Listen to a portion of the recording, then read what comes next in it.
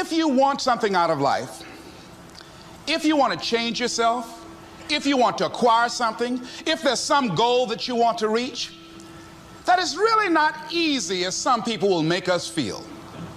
That living your dream, changing your behaviors, overcoming negative habits, it's challenging.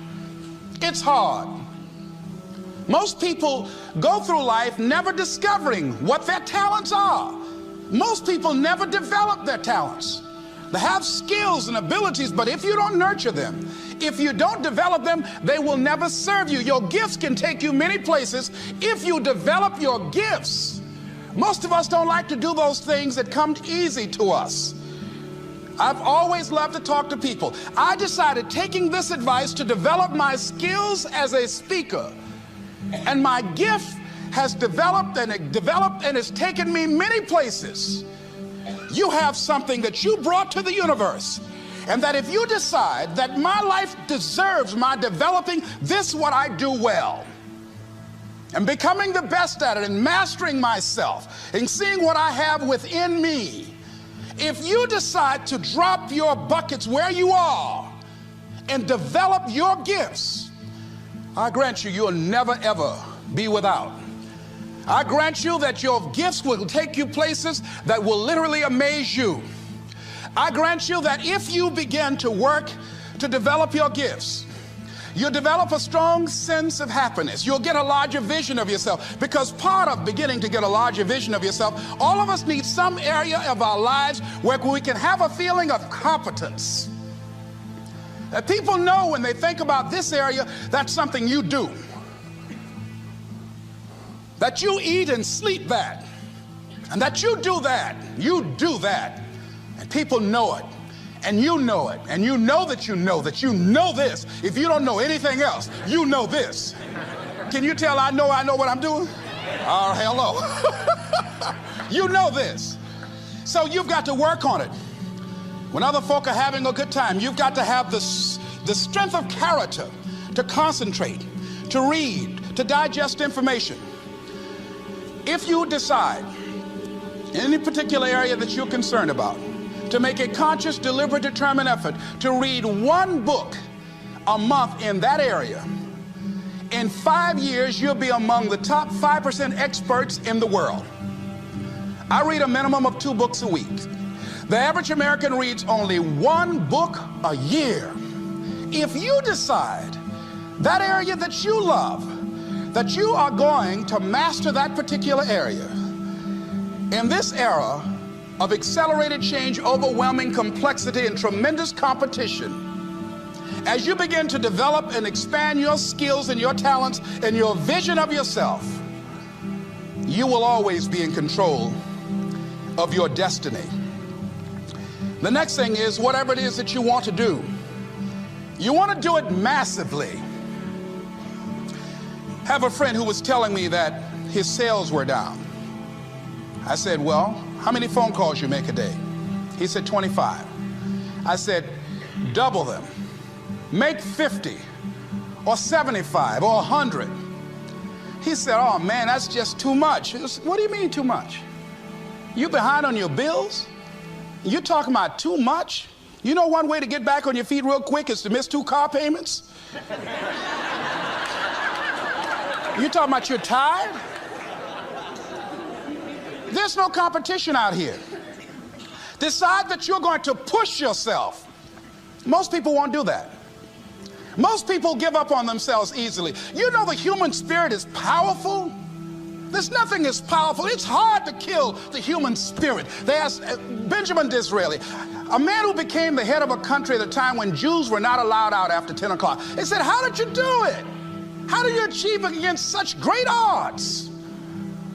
He said, nothing can resist the will of a people that will stake even their existence on the extent of their purpose for good.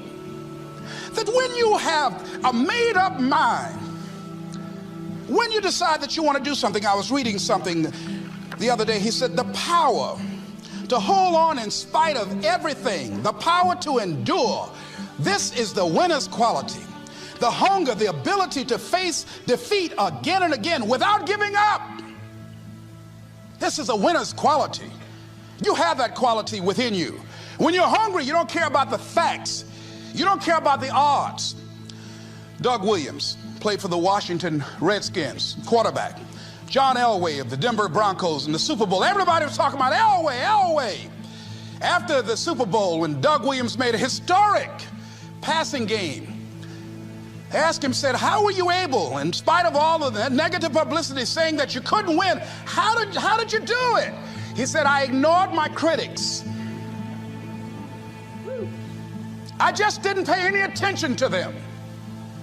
I ignored myself because they kept on saying it so much. There were times I doubted whether or not I can do what I needed to do. There's a Doug Williams in everybody here. There's greatness in you. And you've got to learn how to tune out the critics outside and the critic inside. And says, I'm going to do this. I'm going to harness my will. And I'm not going to let anything stop me. I deserve this. I'm going to do it until. And this friend, I told him, said, start increasing your calls. I said, I make 100 calls a day. I got a callus in my ear. My ear's kind of dark. You can't see it, but it's there.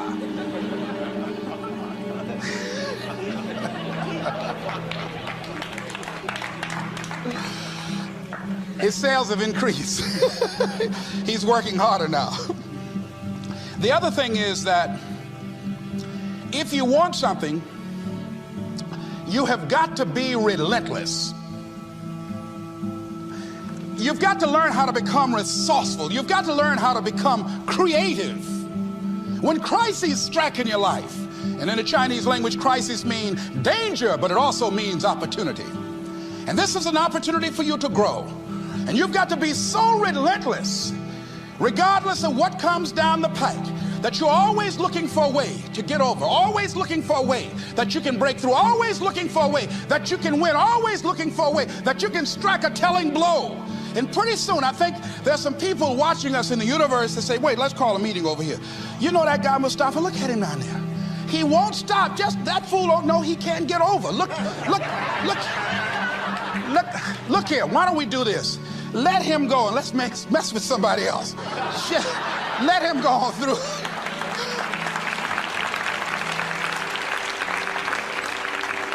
Life will just get tired of whipping you sometimes.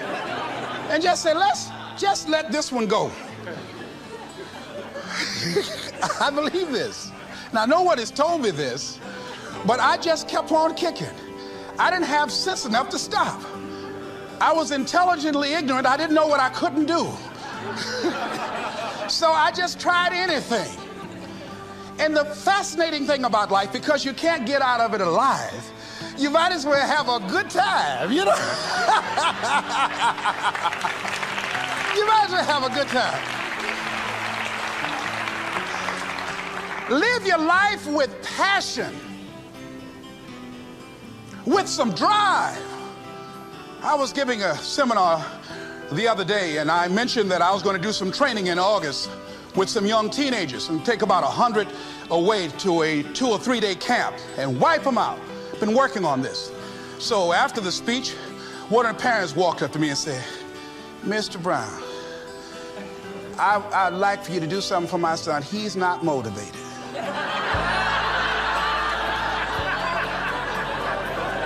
I said, I wonder why.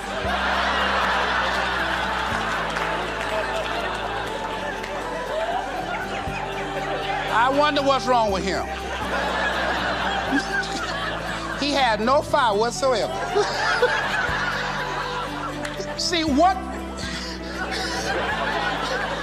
you do speaks so loudly, folk can't hear what you're saying. And so if you don't have any fire, you know, you've got to watch the people, the relationships that you develop. Have people of kindred mindsets. If you're around folk who are dead and negative all the time, they will affect you. You want people that are around you that have smiles on their faces, looking good. I was telling a group last week, Abraham Lincoln refused to hire a guy because of his face. They said, but the guy can't help it. He said, anybody over 30 is responsible for their face. If you have some depressing face looking at you every day, it affects your blood pressure. Keep these dead faces away from you. It's contagious. This is serious. So you've got to watch your countenance, watch your face, have an uplifted expression, watch your body posture. All of these things affect you psychically. You got to be the kind of person that you are fearless. Fearless. Folk leave fearless people alone. There's some people walk through a neighborhood and every dog in the neighborhood would bark at them.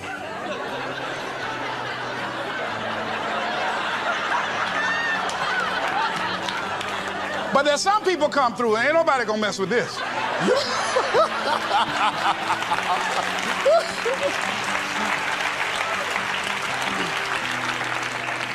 You are unstoppable. And because you are unstoppable, because you've got power that you haven't even begun to use yet, you owe it to yourself to release your brakes. How many of you have the experience of pulling out of your driveway and you mashed on the accelerator and the car was just going, and couldn't move, and you mashed harder and it couldn't move, and then you discovered you had your emergency brakes on. And then you release those emergency brakes and it goes, choo! Have you ever had that experience before? Most of us go through life with our brakes on, holding back, not giving all that we have, not sharing all of ourselves. Most of us go to our graves still holding on rather than releasing it. What are some of those things that keep us from releasing it? Because of past experiences, past defeats, past pain. We look back, well, it didn't work out then. It probably won't work out now. Many people get confused their performances with who they are. I was reading Pat Riley, the coach of the Los Angeles Lakers.